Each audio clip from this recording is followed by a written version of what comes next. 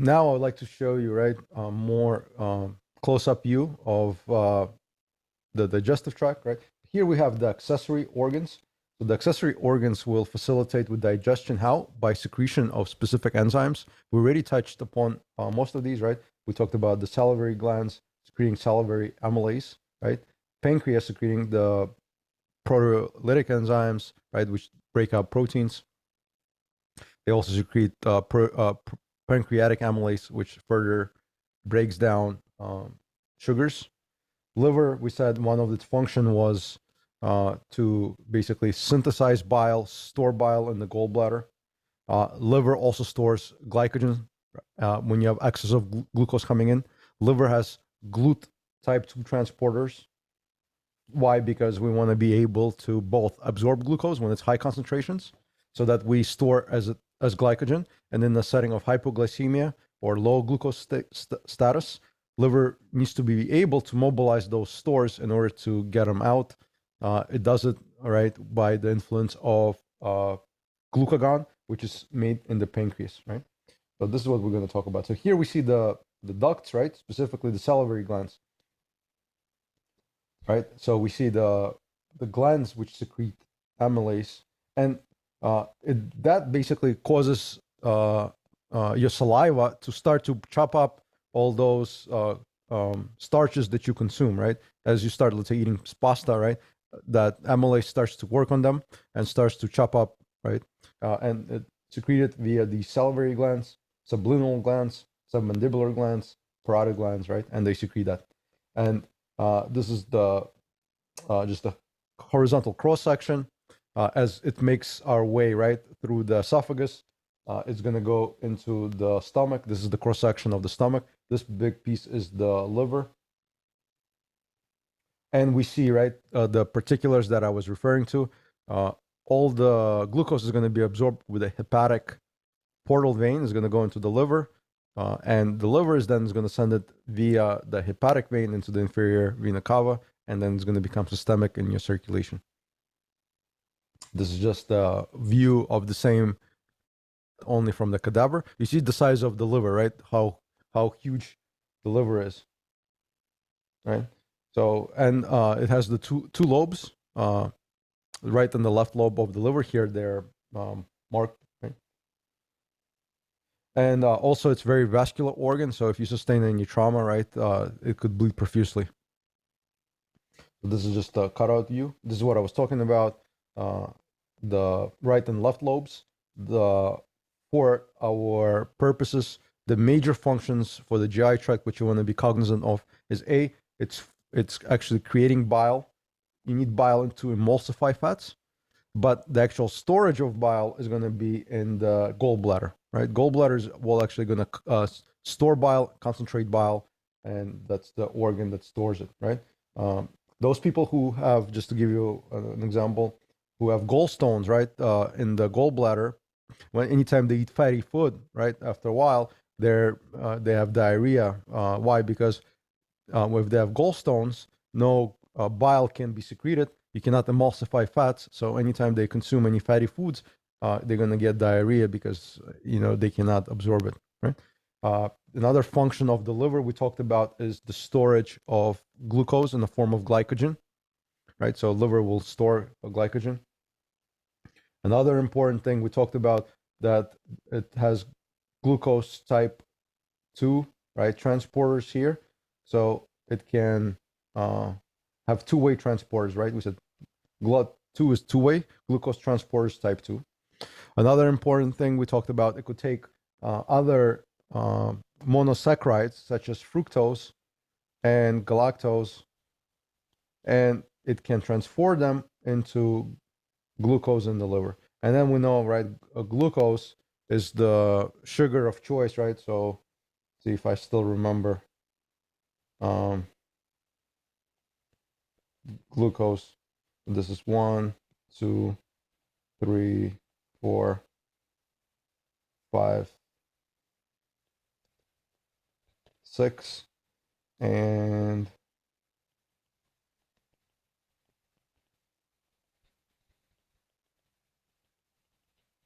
so this is your glucose It has 6 carbons, right? That are going to be basically be found here: carbon 1, 2, 3, 4, 5, and 6.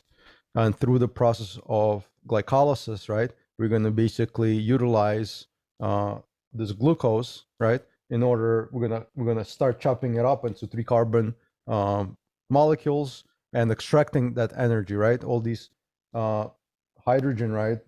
They have the ability to be oxidized, right? And we're going to use that energy supply to power our cells. And glucose is the predominant, right? This molecule is a predominant factor in driving glycolysis, right? So this is the lobes of the liver, right? Here we see the actual connection with the ducts, right? So this is your liver, right?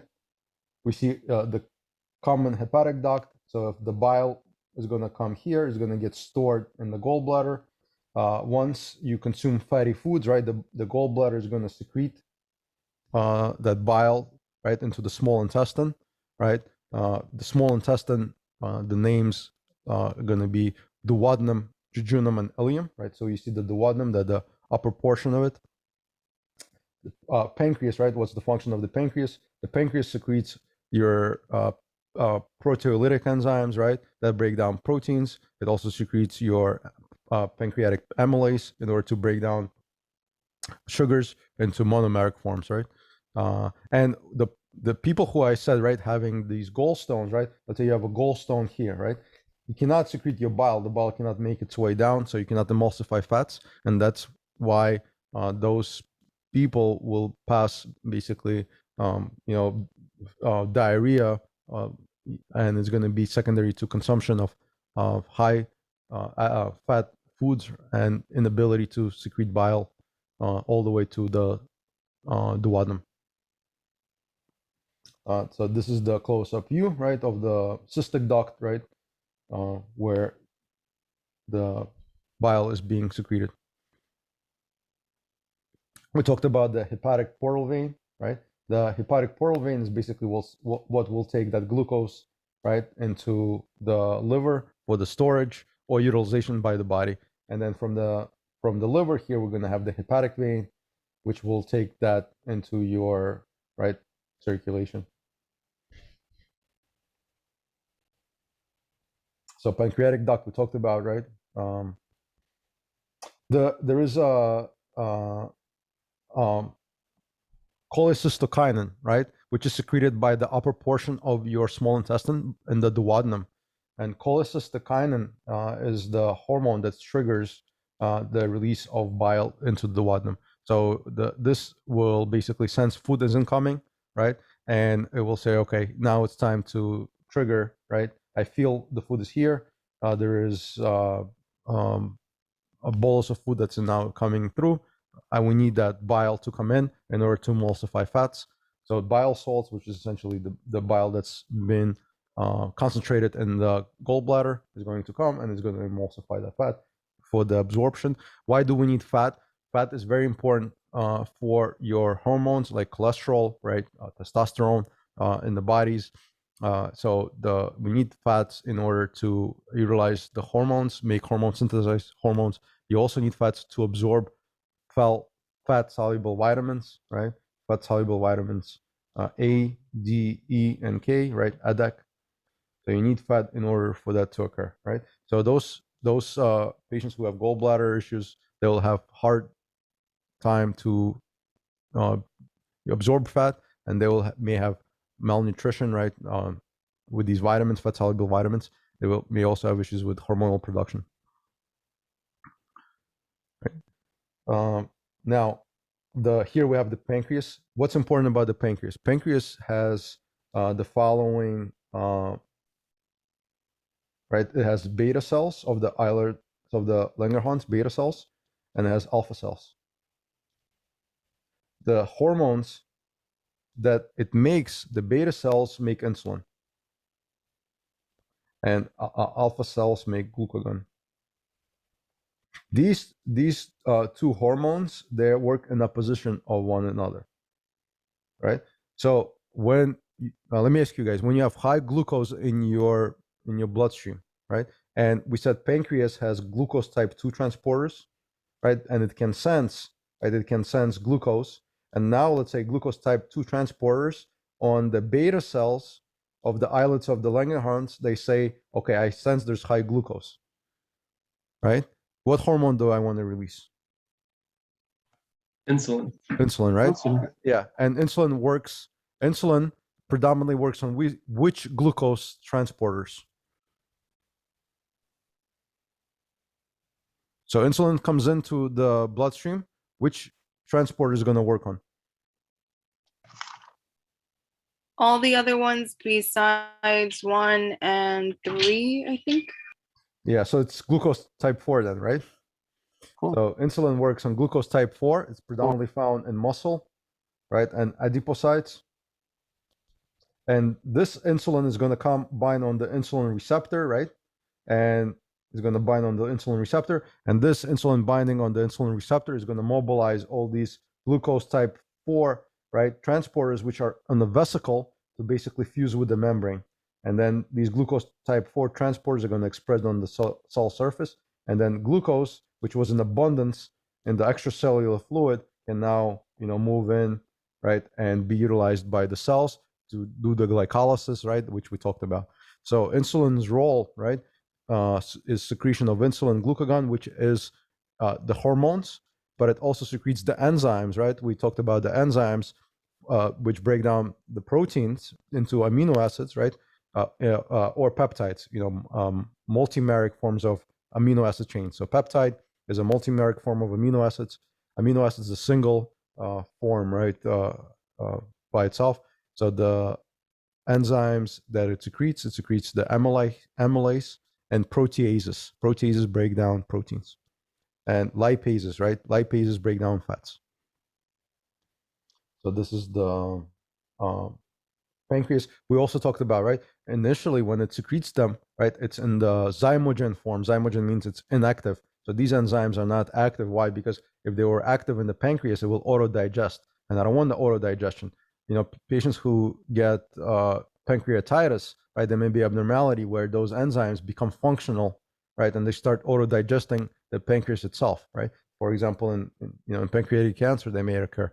So we want to be cognizant that, those enzymes, they're inactive in a zymogen form, right? The moment they get released in the duodenum, they get activated, right? And we'll talk about the activation, right? And this will actually chop up those proteins and sugars, right? So this is just basically a close-up view, right? We see the actual body of the pancreas. We see the pancreatic ducts, right, which will secrete their enzymes. And then in the duodenum, which is the first portion of the small intestine, right, is where the activation will occur. This is what I was talking about, right? Alpha cells make glucagon, beta cell make insulin, the delta cell, somatostatin, they basically, it's like a negative inhibitory force to say to the cells to stop production of the insulin or glucagon. So it regulates it with the somatostatin. For your purposes, right, what you want to remember is the B cells inside, and they make insulin. So insulin inside the B cells. B cells are found inside the pancreas, and they make insulin. Alpha cells on the periphery, right, and they make glucagon. When we talk about the endocrine system, we're going to delve more in depth. But for now, this is what you want to remember, right? So what are the major functions of the pancreatic enzymes? So pancreatic alpha amylase to chop up sugars into glucose, lipase into making fatty acids, right? Chopping up the fats. We have nucleases. They break down, right? What are nucleases? So we have our DNA and RNA, right? They can be broken down, recycled, right, when they're no longer needed, into nucleases, by nucleases into monomeric forms. So nucleases are enzymes, can chop down DNA and RNA. So nucleases chop this down. And then you have proteolytic enzymes, which chop down proteins.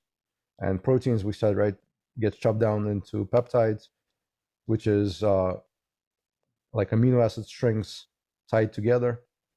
And then you have the individual amino acids, right, like glycine, alanine, isoleucine, tryptophan. And we have 20 essential amino acids, right, which we consume from our diet, right, from fats. Sorry, not fats, from meats, and which is basically the protein source for us. Those who are vegan, right, they may have issues with certain malabsorptive states if they do not account for those 20 essential amino acids. So oftentimes they will have to combine like eating beans with rice and other legumes in order to make sure they get those 20 essential amino acids, which are found in the diet. But if you eat any meat sources, right, eggs, proteins, milk products, you should have all of them coming in. Okay? So this is the pancreatic enzymes. The next, right, so this is what the breakdown of carbohydrate. This just gives you everything we just talked about, just a summary of it, right? The salivary amylase starts to work in the mouth already, right? As you get to the stomach, right, the pH definitely drops, right? We have hydrochloric acid in the stomach. And then in the large intestine, in the small intestine, the duodenum secretes this hormone called cholecystokinin, which triggers the release of the enzymes from the pancreas. It also triggers the bile release from the gallbladder, right? And these pancreatic enzymes will further chop up the food in the small intestine, right? So see that this is the protein ingestion, right? So what happens? You, let's say, eat a steak, right? Your mastication, your muscles in the mouth will start to chew it up. Why we want to do that? We want to increase the surface area so that these enzymes can act upon. You have the hydrochloric acid, right, and the pepsinogen, which converts to pepsin, the active form. The pepsinogen. Whenever you see, by the way, this is a good thing. Whenever you see gen associated with that, it means it's inactive, and so it's like the zymogen. Remember I was talking to you. So zymogens are an active form of the enzyme, and once they get converted, right, to this form, pepsinogen to pepsin, that's when it becomes active. So hydrochloric acid, right, in the stomach, it's going to take this pepsinogen, it's going to make it into pepsin, and pepsin in the stomach starts to break down these peptide bonds, right? So these are broken down into the smaller and smaller polypeptides, right? And again, in the duodenum, we have continuation of this breakage, right? And bottom line, we want to basically take these proteins, form them into peptides, and then eventually into amino acids, which can be used by our body. Right? So this was proteins. Lipids, right? We talked about ingestion of lipids, and then we need to have the bile in order to emulsify it, right? What triggers release of bile? Again, we go back to this cholecystokinin, which is found in the duodenum, right? And it's gonna secrete the bile. It also secretes these enzymes, lipases, from the pancreas, and as you see, right, so cholecystokinin stimulates the gallbladder to release bile. It also stimulates the pancreas to secrete lipases. And the whole purpose of this is the emulsification of fats. We need fats in our diet, right, for formation of hormones like cholesterol, as I said, and also for absorption of fat-soluble vitamins, right, A, D, E, and K. Right. So this is this is all the organs of the digestive system. For your purposes, right? Again, I wanna concentrate your attention, right? That you understand the process of glycolysis. You understand the process of when there's anaerobic respiration, that the body switches to lactate formation. The primary fuel sources being glucose, right? Also the glucose transporters, right, that we talked about, especially 1, 2, 3, 4, and 5. Right, and this is going to be a close-up view, right, of your the organs. employed in the digestive system, right? So you see the mouth, right, the teeth for chewing.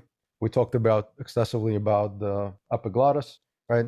That it blocks or prevents food from entering the trachea. Again, I want to emphasize all of you who are doing the intubation skill, right? Make sure when you are using the laryngoscope, when you're guiding it through the tongue, right? As you're moving it through the tongue, the first structure you're finding is the epiglottis. Then you're going to sit your blade in this space. This is the vallecular space. You want to engage it all the way here to lift, right? And then expose your trachea, right? I also, I said this in my group, but let's see if anyone recalls. What is the purpose of the OPA? So if I put the OPA here. The It's nose to organ. prevent. Oh, What is it? do you want to go, Helmy? Go ahead. Okay, so it's to prevent the person that's bagging the patient from closing the patient's mouth. Very good, excellent. I'm happy you said that. The reason why is that, as you see, this is a good picture, right? You see, like the genioglossus muscle of the tongue is connected to the mandible, to the lower jaw, right? So if the person becomes obtunded or loses consciousness, right, this muscle becomes relaxed, and this tongue was going to fall back. It's going to occlude, like it's going to come here. It's going to push back the epiglottis, and it doesn't matter how much plastic, I put in their mouth. I could put, this OPA, all the way, down like here. This OPA will not move this tongue miraculously out of the laryngeal inlet. This will not move this forward. The only way I could move this tongue forward is, as I was showing you, right? I'm going to grab this ascending rami, this lower mandible, and I'm going to move this up with my fingers. That's why when you were doing this two-handed procedure, you found it extremely difficult. It was very hard. Your fingers got fatigued. Yeah, it's going to be hard because you're doing this procedure in order to move the tongue out of the airway. Now you move this out of the airway. Use the OPA to prevent you from closing the mouth, right? And hopefully you could entrain air into, right, the tracheal inlet. But with the BVM, we don't isolate the trachea, so right? If you do excessive ventilation, air goes in both the trachea and the esophagus. That's why you may have gastric insufflation, right? And person may vomit. So that's why in your protocol, you're going to see after you intubate, you want to pass an oral gastric tube. So if I'm going to put through the nose, I could put a tube into the stomach in order to suction the stomach. I think I showed you in the King tube, it has the second lumen, right? The King tube, you could use the second lumen to suction the gastric contents. If you're using the combi tube, right? Remember the combi tube has, right, two lumens. It has number 1 and number 2. If number 1 gives you good chest rise, it means that the 2, right, is sitting in the esophagus. So then you could pass, a suction tubing through it and decompress your stomach. So this is just some of the things to keep in mind going forward, right? So that's the structure. So just to emphasize, all of you who are having problems, who are inserting your blade like this all the way down, what you're doing is you're shooting past, right? You're shooting past your epiglottis. You're basically lifting the epiglottis with your blade. And then what you're doing, you're basically taking your ET tube and you're placing it in your stomach. That's what and then you're inflating your cough. So all of you who are putting your blade all the way down, that's why you are getting stomach inflation. If you do what I told you, if you guide your blade in increments as you move your tongue forward, I'm going to first find this structure and then I'm going to sit my blade in the vallecula. If you do that, I guarantee you most of you will have that problem corrected. Right? So, right, as bolus of food, we said, moves hopefully in the esophagus with the peristalsis, right? We're going to get to the fundus, right? This is where esophagus comes in. We have your esophageal sphincter here. Here we have the pyloric sphincter, which is going to connect with the duodenum, right? And here is where you have the hydrochloric acid, right? And the churning of all the contents. Some of the cells we're going to talk about of the stomach. So this is, we see the mucosa of the stomach. It does have secretions, right? So we have these parietal cells, right? We have these G cells and we have the chief cells. So what is the function of all of them, right? So the purpose of these parietal cells, right, that are found in your GI, right, is to make hydrochloric acid, the acetic acid, right, why the pH is so low. And they also make this thing called the intrinsic factor. So the intrinsic factor is needed to absorb B12, right? So intrinsic factor is needed to absorb vitamin B12. We need B12 to make red blood cells, right? And the parietal cells is what secrete HCl and this intrinsic factor, right? Any of you guys heard of this anemia? It's called pernicious anemia. So anyone heard of Yeah. pernicious anemia? Yes, I did. Yeah, what is pernicious anemia?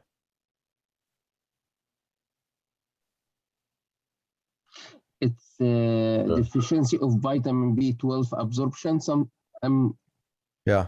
So good. So Helmi is correct, right? So just by learning all this AMP, right? So in a condition called pernicious anemia, right? You cannot absorb B12, and the reason you may have an issue absorbing B12 is, for example, your parietal cells are not making this intrinsic factor.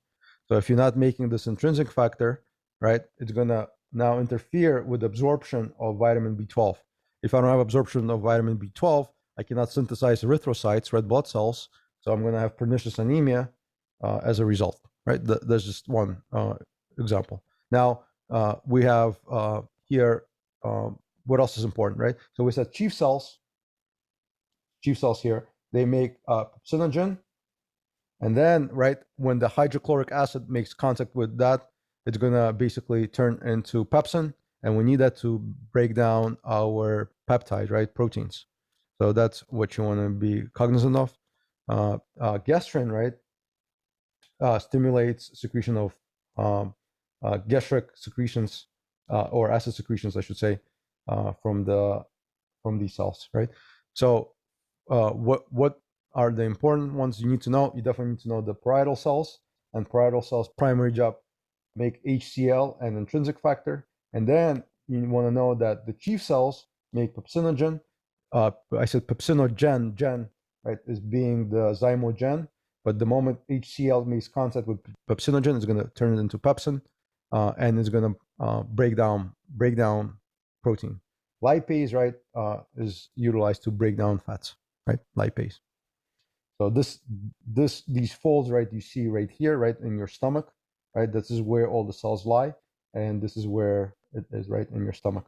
So this is a cutout of your GI tract, and these are the cells, right? The layers of the where you basically find these parietal cells, right, and the chief cells.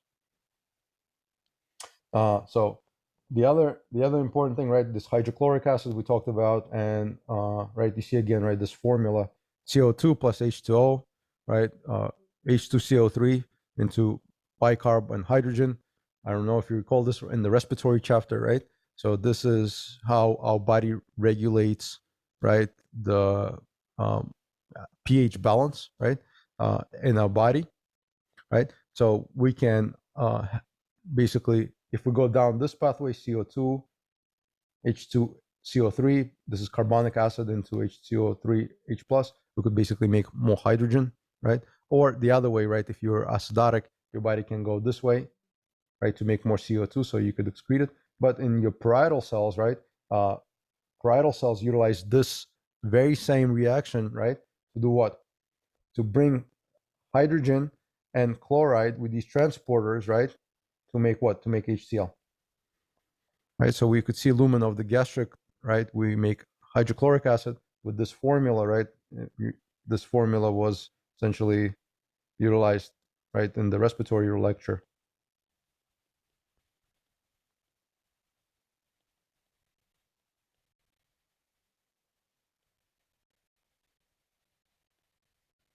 So depending on which way you want to go, right? Do you want to make more acid, right? You'll go this way. If you want to become more alkaline and have your lungs get rid of CO2, you're going to go this way. But for the stomach purposes, the parietal cell specifically, right? So we look at the parietal cell. The function is we need HCl secretion, and HCl activate pepsinogen. So how you make HCl? You make via this and this reaction utilizing carbonic anhydrase as the enzyme. And what it will do is basically with these transporters, right? It will bring chlorine inside the cell, and also, right, you will basically move this hydrogen into the cells. When hydrogen comes by with chlorine, you're going to make hydrochloric acid. This is the components of the small intestine, right? We said the small intestine has the duodenum, jejunum, and ileum, and you see these folds, right? It's increasing the surface area. The reason why you increase the surface area is that this is where the absorption of all the chopped up nutrients will occur, right? Amino acids, fatty acids, and certainly, right, your glucose, right? So you see the surface area is there in order to facilitate absorption of these nutrients, but there's no water reabsorption. So this, this all aggregate chyme, I should call, is still watery. So it's very watery. Nutrients and vitamins are being reabsorbed, and as it's going to make its way, right? So this is just a close-up view of these folds, right? Duodenum, jejunum, and ileum. And then it's going to make its way, right, to the large intestine, right, through these folds. So once, right, it's going to come in through the large intestine. This is where the ascending colon, right, transverse, descending, and rectum is where the reabsorption of water will occur, so that the final bolus is basically dehydrated. We see here the lumen of the large intestine, and we see all the epithelium. They're made in a way to facilitate reabsorption of water, right? Final portion, right? We have the rectum with the anal sphincters, right? Internal and external anal sphincters, which is under, right, our peripheral nervous system control. This is just the propulsion of the food bolus I showed you earlier, but this is the peristalsis, right? How it goes towards the anus in the large intestine. So this is the peristalsis, right? How it's occurring. By the way, patients who get a lot of narcotic medications for pain management, their peristalsis is affected, right? That's why those patients who are in the hospital for a long time and they will on the sedation, right, on the ventilator, before they get discharged, we want to make sure, right, they're able to make urine, they're able to make feces, right? So their peristalsis is starting to respond, right? So this is the movement of that compaction of the material, right? And then it's basically going to have the formation of feces and excretion. Here shows you the amount, right? Roughly about 150 mLs enters the colon, right? And about a liter of water gets reabsorbed, right, through osmosis. And then this dehydrated, right, fecal matter is going to be ejected as feces, about 200 ml. You also have vitamin absorption, right? Vitamin K, B, right? B vitamin is a water-soluble vitamin. Vitamin K is a fat-soluble vitamin. And this was basically I was showing, right, the parasympathetic nervous system for the anal sphincters. But I think we covered that extensively in our neuromuscular and neuro chapters. But here I want to show you, right?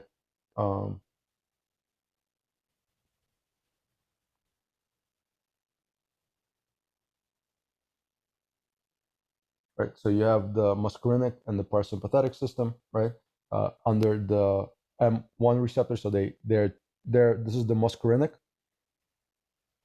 and they turn M1, M2, M3, right, depending where you find them, right. We said, right, reduction of the heart rate, but here, right, we have the exocrine glands and the secretion, right, of the salivary gut peristalsis, right, bladder contraction. So you see, right, who asked me the question about will the sympathetic system, right, cause you to defecate or urinate? So someone asked me that, Christina, right? So you see, normally speaking, right, it's not the sympathetic system, it's usually the parasympathetic system, right, under the muscarinic control, and the neurotransmitter being acetylcholine is what actually going to be working here. And you see, right, you have increased gut peristalsis, so you basically mobilize that food, right, bolus, increase bladder contraction. If that occurs, I want to urinate more. You have bronchoconstriction here, right? You have a pupillary sphincter muscle contraction, so meiosis, right? So all those things we talked about. But the sympathetic stimulation we see here, right? It's basically going to be the opposite, right? So if you have beta stimulation on the heart, right, beta 1, increased heart rate, increased contractility, right? Beta 2 was bronchodilation, which we talked about. So these systems are usually in opposition, but on a normal person, when you are at rest, both of them are functional at the same time. So you have both of them working at the same time, right? It's not like one working and the other one isn't. So normally speaking, right, for that case, right, the parasympathetic should have been activated, and that's the normal response. The other receptors here that you see we're going to talk about in renal chapters, right, especially the vasopressin and dopamine receptors. But this is a good chart, right, for you to look at, right? And definitely, I would say if you want to be proficient with pharmacology, I would initially memorize this, all these receptors, right? These are your preganglionic neurons, right? So these are your preganglionic neurons. They synapse on the ganglion itself, right? And then the postganglionic neurons will secrete the specific neurotransmitters, right? So sympathetic, usually they secrete the norepinephrine, right? And then the parasympathetic, you have the acetylcholine, which affects the muscarinic or the nicotinic receptors. So, like I said, if you want to be very good at pharmacology, you want to learn this, all the preganglionic, and then the postganglionic neurotransmitters, the receptor sites they target, and then look at this chart, right? The effect, what's going to happen, right? This tells you, right, if it's G protein coupled, there's the different G protein, right? There's inhibitory, stimulatory, right? And it will tell you the effects, right? So let me ask you guys have any questions about anything we covered so far? Can you just make that chart a little smaller so it can fill the screen so I could take a screenshot of... Yeah, I will send you the slides. Oh, okay, awesome, thank you. But yeah, let me do it so you could do it. You could take a screenshot. Okay, awesome. I wanted to see this one, yeah. Let me erase all this so it's clear.